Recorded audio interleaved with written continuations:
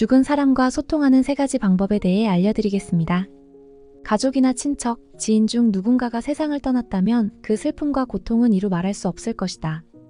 종교를 믿거나 영성과 사후세계를 공부하는 사람 역시 마찬가지다. 죽음은 우리가 이 세상에서의 미션을 완수했을 때 찾아온다. 때론 예기치 않게 스스로 목숨을 해하는 자살과 같은 일이 일어나기도 한다. 이런 경우는 극히 드물지만 말이다. 대부분의 자살은 영계의 관점에서 볼 때 전생에 쌓은 카르마의 소멸을 위한 삶의 계획 중의 일부이기도 하다. 우리는 소중한 사람을 떠나보낸 후 한동안 그리움에서 벗어나지 못한다. 어떤 사람은 수십 년이 지나도록 그리움이 옅어지지 않는다. 최근에 돌아가신 어머니가 너무 그리워 나에게 상담을 요청해온 사람이 있다. 그분은 몇 년 전 병으로 세상을 떠난 어머니의 생전에 잘해드리지 못한 게 너무 한이 된다고 토로했다. 하루에도 수십 번씩 어머니를 생각하는데 돌아가신 후 몇 번 정도 꿈에 나오시더니 더는 나오지 않는다는 것이었다. 그러면서 내게 어떻게 하면 꿈속에서라도 어머니를 만날 수 있을지 방법을 알려달라고 부탁했다. 요즘 이런 분들이 참 많아진 듯하다. 그 이후로 예전보다 지금의 삶이 더 힘들어졌기 때문이 아닐까 생각해본다. 삶은 힘든데 자신의 마음을 이해해주거나 무조건 응원해주는 사람이 별로 없기 때문일 것이다. 그러다 보니 돌아가신 부모님이나 형제에 대한 그리움이 큰 것 같다. 많은 사람이 죽으면 소통하는 게 불가능하다고 생각한다. 눈으로 볼 수 있는 육신이 화장되어 사라졌기 때문에 그렇게 생각하는 것은 어쩌면 당연할 터. 하지만 영계의 법도를 알고 나면 이는 그릇된 생각이라는 걸 깨닫게 된다. 영혼에는 죽음이라는 게 없기 때문이다.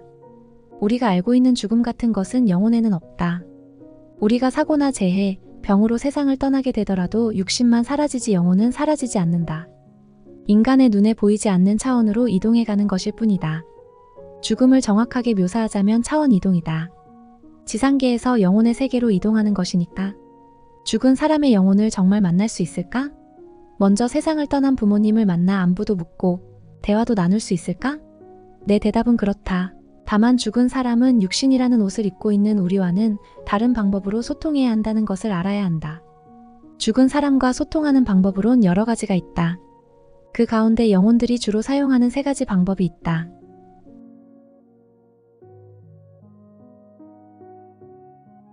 지금부터 소개하는 이 3가지만 알아도 돌아가신 분들과 교감할 수 있을 뿐더러 소통 또한 할 수 있을 것이다.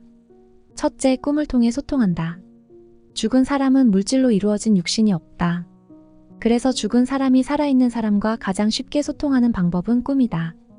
우리가 잠잘 때, 꿈꿀 때 죽은 사람이 꿈속으로 들어오는 것이다. 예를 들어 어젯밤에 돌아가신 아버지가 나타나 어떤 선물을 주셨다고 가정해보자. 아버지의 영혼이 실제로 자식의 꿈속에 등장하신 셈이다. 죽은 사람은 때로 자신이 소통하고 싶어하는 사람의 꿈속에 들어가 자신의 메시지를 전달하려고 꿈을 창조하기도 한다.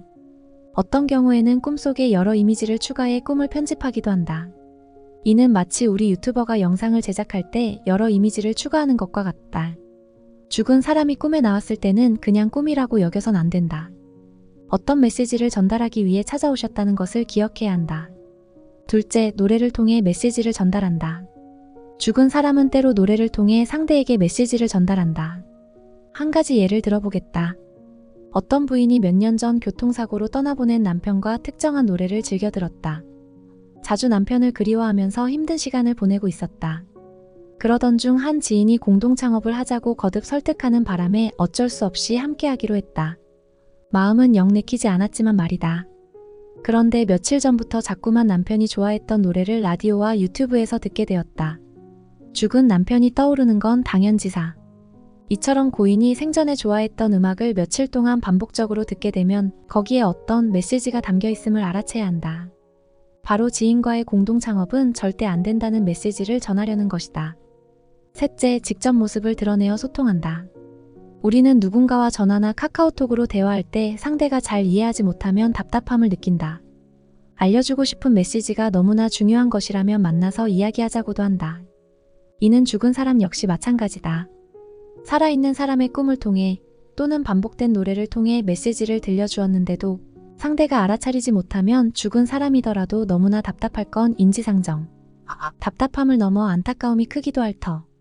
다른 차원으로 옮아간 영혼은 미래에 어떤 일이 일어날지 알기 때문이다. 죽은 사람은 긴박한 상황일 때 직접 모습을 드러내기도 한다. 생전에 특별하게 생각했던 사람, 특히 자녀나 손주, 과거 은혜를 입은 사람의 눈앞에 자신의 모습을 보이는 것이다. 웃고 있는 얼굴, 화난 얼굴, 근심 어린 얼굴 등으로 무언의 암시를 주는 것이다. 죽은 사람은 우리와 같은 육신이 없어 말을 할 수는 없다. 그래서 느낌으로 생각이나 메시지를 전한다.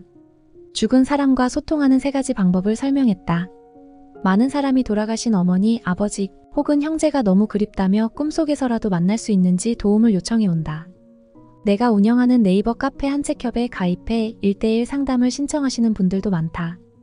경제적 어려움에서 벗어나고 싶은 어떤 분들은 회사 사무실로 전화해 당장 나를 만나야 한다고 생떼를 부리기도 한다. 어떤 고민거리가 있거나 힘든 문제가 생겼을 때 그 분야 최고의 전문가에게 조언을 구하면 쉽게 해결할 수 있다.